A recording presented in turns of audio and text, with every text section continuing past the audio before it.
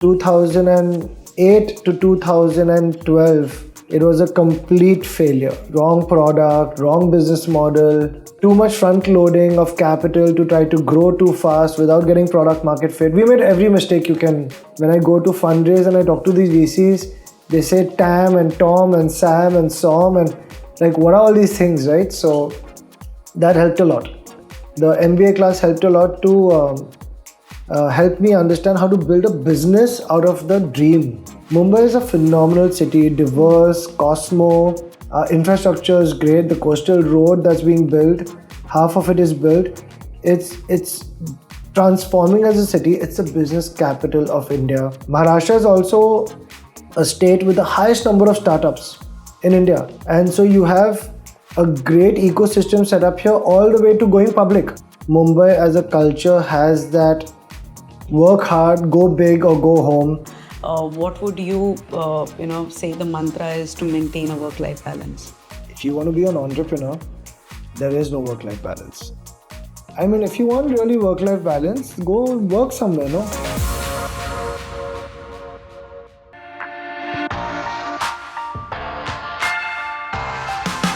Hello and namaste. We are here with the next episode of Founder Diaries, where we bring the entrepreneurial journey of founders to you. We have with us Harsh Jain, co-founder and CEO of Dream11, the fantasy gaming company that is now built into a sports empire. How did he figure out the TAM? How did the idea hit upon? How did he manage to get his first investor? That and lot more we'll hear from the horse's mouth. Thank you, Harsh, for making time and speaking to me. Sure, thank you. This interview will serve as a guiding light to a lot of entrepreneurs who are just starting up. And, first up, just wanted to understand, you went to Columbia for your MBA. What was the thought then, when you completed your MBA? Did you always want to start up, or you thought that, let me just first dabble with different things, and then how did this entire idea of Dream11 really come up? Sure. I actually did my MBA 2012 to 14. I started Dream11 and then Bhavit joined me, my co-founder. The idea came up for Dream11 in 2007. 2007, I graduated from UPenn, University of Pennsylvania, with an engineering degree. After working with a short stint with Microsoft, I had come back home to join my family's business. And that was all about, real estate, finance, SEZ, special economic zones. And that was a very amazing project, but a really long-term project for a 22-year-old engineer. It's not, fast-paced excitement that it isn't there. At that time, I was and am and will always be a sports and tech and gaming fanatic, right? So at that time, we used to be playing Fantasy Premier League since 2001. Oh. And so that already been about 7-8 years that we had been playing Fantasy Premier League day in and day out. And the IPL was starting. So when the IPL was, the idea of the IPL came out, I went looking for fantasy cricket. And that didn't exist. And if you remember, if any 30 plus maybe 35 plus year old cricket fan in the country might remember something called Super Selector in early 2000s. That was right product, wrong time. And I went looking for Super Selector to play fantasy cricket because I love Fantasy Premier League so much. And it had shut down. So I told my friends, this has to be fixed, right? We have to have fantasy sports for IPL. I just pushed my way through and said, we have to launch fantasy cricket. And Bhavit was the only one foolish enough to join me. And we set up on a journey, 2007. And then 2008 to 2012, it was a complete failure, right? Wrong product, wrong business model, too much front loading of capital to try to grow too fast without getting product market fit. We made every mistake you can think about, right? You have a list of things that entrepreneurs should avoid. We pretty much checked off all of them. And 2012, I went to do my MBA to actually help understand how to build businesses the right way, to help understand finance as an engineer, what is debit, credit, balance sheet, P&L. When I go to fundraise and I talk to these VCs, they say Tam and Tom and Sam and Som and like what are all these things, right? So that helped a lot. The MBA class helped a lot to help me understand how to build a business out of the dream, which was just like an idea at that point. After completing your graduation, when you joined the family business, how difficult was it to convince your family that you want to break away and start something on your own? It wasn't very hard to convince them I wanted to do something on my own, because my dad is also an entrepreneur. He broke away from his family business from his father's business to start his own business.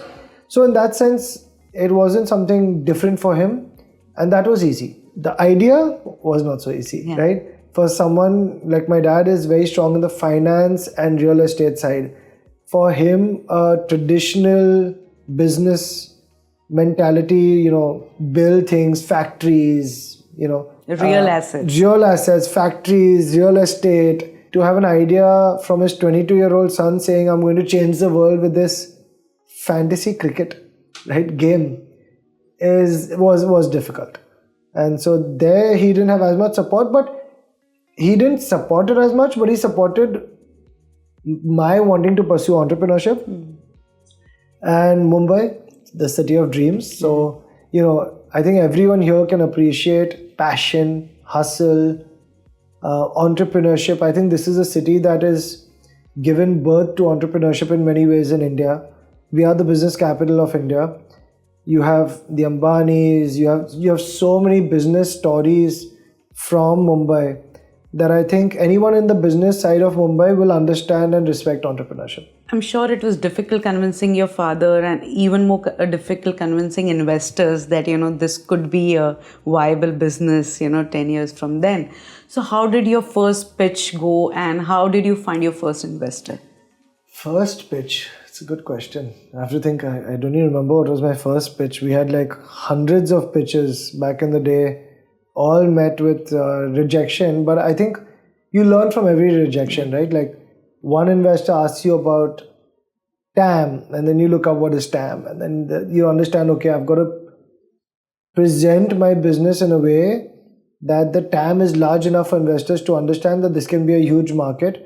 You can't say I'm only going to, like if you say, I want to do fantasy cricket, and that is going to be used by all the fantasy sports fanatics in India. That's like, at that time, there were around 100,000 to 200,000 of them. So that's an incredibly small audience, right? Then you have to be like a B2B kind of, like 100,000 TAM. Then you need to have very high contracts, right? But if you're charging if you're B2C, you can't make any real business with like 100,000 people. Then you've got to look at that, okay, am I targeting 100,000 people, or am I targeting every cricket fan in the country that wants to actively engage with the sport they love? Now that TAM is 1 billion, right? So every pitch that I got rejected was a learning lesson like this, right? Like, what is your how do you build your discounted cash flows? How do you build your valuation? How much money do you need? Why do you need this much money? What does your team look like? Do you have a diverse enough, experienced enough team? Do you have a passionate enough team? What's the story between you and your co-founder? So I think initially, for all the young entrepreneurs out there, I think the early stages, your idea doesn't matter that much, because your idea and the business model for 99% of the cases is going to change, is going to pivot. And you are going to have to keep adapting and pivoting and, refining your idea and business model. So I think every early stage founder is really looking at two things, right? The team and TAM, the people behind it. Why are they the best people to make this idea a success if it's there, right?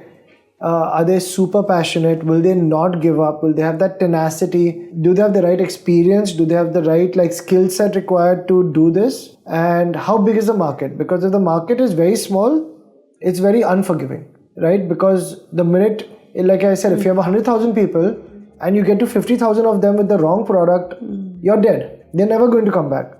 But if there's 1 billion people and you get to the first 1 million also with the wrong product, you still haven't even scratched the surface of your market, right? So you can change. The larger TAM is more forgiving and easier to scale, obviously. it's very interesting that you touched upon the point of 99% of the businesses have to pivot, and I think often founders face this dilemma about sticking to their conviction or adapting to so how difficult was it to unlearn and learn, because that is also very important to say, hey, maybe the initial thought wasn't right, maybe we should pivot and maybe we should try something new. I think this is one of the reasons we are building things like Tech Entrepreneurs Association of Mumbai team, is that you need a lot of support, right? This whole journey is crazy. If you want to be an entrepreneur, you have to be a little crazy, right? You have to be willing to give up a salaried job, stability, and you have to go and try to do something which is potentially an interesting idea, which you might be really passionate about. But the rest of the world is like, oh, hoega, nahi hoega, like, malum nahi, kyun kar rahe ho, job hai. That most people tell you, job karte jao, in the night, why Side don't you, hustle. moonlight and do this? And that's okay for some time, that's good, but like, you'll never really get to where you want to be if this is always a side hustle. So you have to be a little crazy. You have to be able to take that risk. You have to play off the beaten path. So I'm saying that's why team is a bunch of entrepreneurs of all different stages, right? Like that's the vision we have for team, is to become that network for Mumbai entrepreneurs, to connect with other Mumbai entrepreneurs, because also Mumbai region-wise you face specific challenges also. Like Bangalore is much easier to attract talent because of the talent pool today of engineers. Mumbai is harder, but Mumbai has phenomenal retention, right? So in Bangalore you have like 30% attrition of your talent every year. In 3 years your talent pool is changed entirely. In Mumbai you'll have like 5% attrition, right? So you can actually hold that knowledge. Mumbai is a phenomenal city, diverse, cosmo, infrastructure is great, the coastal road that's being built, half of it is built. It's transforming as a city. It's the business capital of India. Maharashtra is also a state with the highest number of startups in India. And so you have a great ecosystem set up here all the way to going public, right? That's obviously in Mumbai. And so I think that that support system is very critical when you're growing, when you're figuring stuff out, when you're trying to figure out whether your idea is good enough, how will you build a team, how will you raise money. There are a lot of entrepreneurs who've been there, done that. And that's what team is really here to, like, mentor people, for the older entrepreneurs to mentor the younger entrepreneurs, for the younger entrepreneurs to teach the older entrepreneurs, right? Like now we need to understand what Gen Z and Gen Alpha want. Right. That's what the younger entrepreneurs can bring to the table and help us, right? So it's about an ecosystem that can help each other. You touched upon, an interesting point about talent, where and in early stages it's very difficult to get that kind of talent because A, you don't have the capital, B, there's not much conviction in the ESOPs, the stock options absolutely. either. So how does a founder really get a team together, to ensure that, those people also go through those kind of pivots with you? Because as a founder, you still have the conviction in the idea, but, a team to also be with you through those, initial phases. How do you get that team together? How do you attract talent? Honestly, you can't attract the A players, right? If you're going out there and let's say you're in e-commerce, I'll just take a very basic example. You can't expect, if you're a first-time entrepreneur, you can't expect like to reach out to the VP at Flipkart or Myntra or whatever, right? Like or Amazon and be like, can you join me? It's very exciting. No, they're probably not going to join, right? You can't expect, like, you also won't be able to afford them. So I think it's very important for entrepreneurs to focus, like we did, on their culture, defining their culture, understanding what is the culture of the company they want to build. And if you can get B or sometimes even like C plus kind of skill set, but A plus culture, that forms the core of your company. If you can get high potential B skilled people with a strong culture alignment, I think that should be your core of the company. You can always teach skill. Skill can be learned, skill can be advanced, skill can be evolved. Culture, very hard. If you get your root wrong, then the whole tree turns out to be rotten, right? So you really need a very strong culture orientation in your earlier initial set. People will only talk about either your early days or the biggest fundraise, but I'm sure there's a lot that went in between those. So how did you execute and get to that point? There's nothing replaces hard work, right? But I think that's what Mumbai is about, that hustle and bustle. And I think Mumbai as a culture has that work hard, go big or go home. It's all about growth. It's about sustainable growth. It's about getting to profitability. If you see, in fact, even our team members, we had 46 team members last year, and Tech Entrepreneurs Association of Mumbai. And this year we might even look at opening up to allowing double of those to enter. When we did a quick head count of how many of these companies are profitable, we had, I think, like 2/3 of the companies saying that we are profitable, which is just phenomenal in tech, right? I think this city teaches you a lot about just like giving it your all, never giving up, constantly working at it.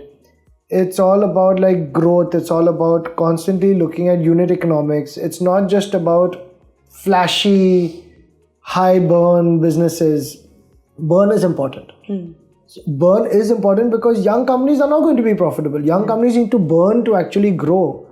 But then you need to grow in such a way that you can actually flip to being sustainable, self-sustaining, profitable at some point, right? So I think that's something that the city really teaches us. And that's why we were able to raise the amount of capital we wanted to, because we could always show strong unit economics, which meant that we could be profitable literally anytime we didn't raise money. Like if we didn't raise money to grow faster, we would have been profitable. And when investors see that, that gives you the maximum leverage as a founder, because you don't need the money then. If you need money, then, it's going to be really hard for you. The terms are harder. Fundraising is harder. Ironically, if you don't need the money, then it's much easier to raise money because you can do so at your terms, at your time. And when investors know that as well, then it's, an open conversation. It's a two-way street. When it's a one-way street, then you're going to have to take the short end of the stick. Working with investors, working with regulators and working with government, I'm sure, there is a lot, that. But as a founder, who do you use as your sounding board? Because, tomorrow if there's a challenge that you face, such as a regulatory challenge, and you have to, how important it is to, have mentors. Yeah, it's extremely important because as a founder... And who have your mentors been? Yeah, as a founder, you're so focused on your product or service that that you have mastery hopefully over that piece, right? But as you build up and scale up a company, there are so many different challenges that come your way in terms of leadership challenges, building up a company, scaling up a company that have nothing to do with your product or service actually. And I think that's where we can rely on others to help us. So like I said, for me, my father's been a very important mentor. I think equally the rest of the family. My mom has been my biggest supporter since like literally I was born, right? My wife has been a phenomenal pillar of strength that I can come back home to. And despite whatever challenges I have at work, she'll always be there trying to help me get over that, right? Instead of, if you come back home every day to someone that says, why are you doing this? It eats away at you a little bit, right? Versus when you come home and even in the biggest challenges, they're like, don't worry, let's talk about it. Let's try to figure something out together and keep going, keep pushing forward. I think those things really help you. So I think family support is very important. I think some of your early investors should be your mentors. Vani Kola, for example, has been one of those that's been a very motherly figure in terms of growing up as an entrepreneur, right? Has been very helpful in evolving me as an entrepreneur and talking me through phases which are tough and good. Even in the good times, you need to tell entrepreneurs to hold them down a little bit because we just want to fly, right? And at that time also it's important not to go too much. And in the bad times, it's important to lift them up. So I think those are some of the mentors I've had. Every one of my investors, like I think Navroz Udwadia has been a very early supporter and cheerleader, and one of our largest shareholders today from Alpha Wave, Shashin Shah from Think Investments. Shashin and Vani backed us when no one was backing us in our Series A and B. And so these are some important people I've had. But team is exactly that, and we are trying to show that the younger entrepreneurs can rely on the more experienced entrepreneurs to be their mentors. So that's why this community is very important to build together so that team can help each other out. You touched upon this very important point about, family. And often young entrepreneurs find them grappling with this entire work-life balance thing. So how important it is for you to maintain that, and, what would you, say the mantra is to maintain a work-life balance? If you want to be an entrepreneur, there is no work-life balance. I mean, if you want really work-life balance, go work somewhere, no? Just if you want to start something of your own, and if you want to create something from scratch, first of all, work is life. There is no work-life balance. It's just like your work is not work, it's your life, right? So you have to be able to give up your work-life balance. There is nothing like that for the first 5, maybe 10 years. After that, if you've built something of scale, then you can be lucky enough to try to get some semblance more of a work-life balance. But I think that, at least for me, like maybe it's something that's more specific also, but like I love sports, I love tech, I love gaming. So my work is my passion, like it's what I love doing. And if you're not putting in those, 80, 100-hour weeks, because you have to be on 12 hours a day, 7 days a week. If you're not doing that, then it's not very likely that you're going to succeed. Nothing replaces that hard work, and that flows down the entire company, right? If you have a boss that's coming in like 10 a.m. and 6 p.m. is like he or she is leaving, then your management team is going to do that. The people under them is going to do that. And it's probably going to get worse, right? Like if the boss is putting in 8 hours, then the people below are putting in 6 hours, right? But if the boss, as an entrepreneur, if you're the boss, and you have to be showing that you are giving it your all, and then you can demand that from people. You can't demand something from people that you're not willing to put in.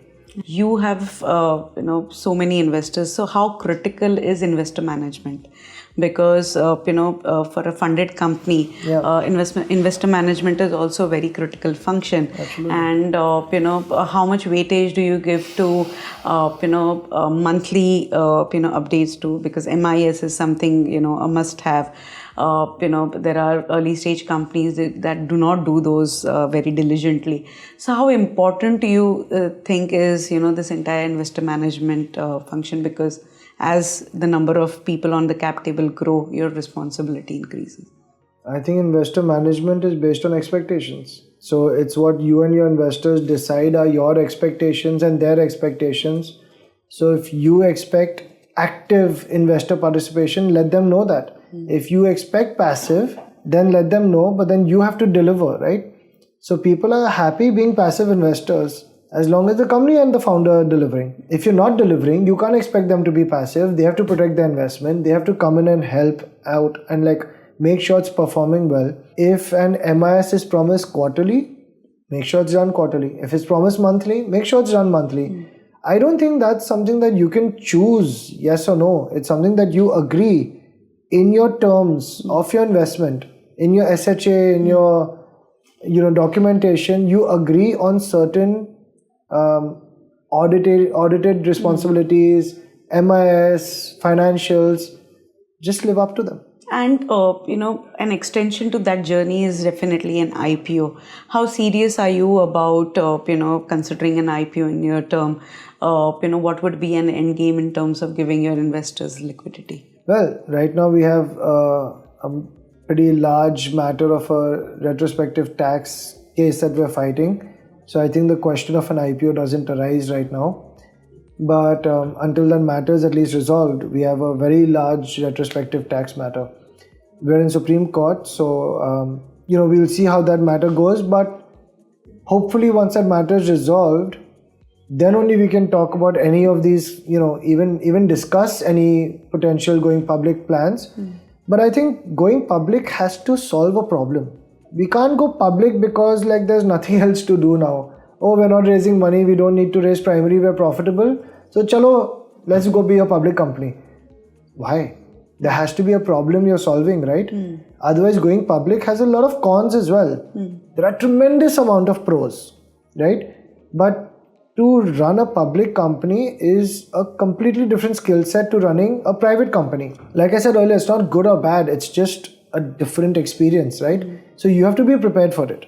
You have to have a finance team that's ready to, run a public company with quarterly numbers, going out there on the clock, being available to analyst questions, watching your stock price every day, decide, how the mood is within the company sometimes. Like today, our targets decide, how we feel the company is doing. Tomorrow, it's not just our targets, the street will decide, right?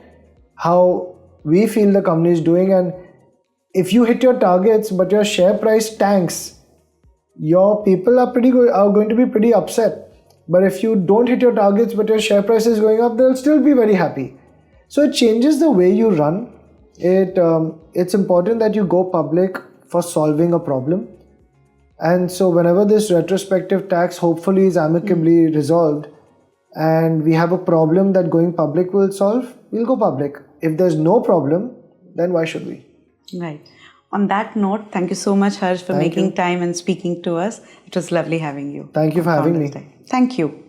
That's it from today's episode. Keep watching Mint for more such content. Happy watching.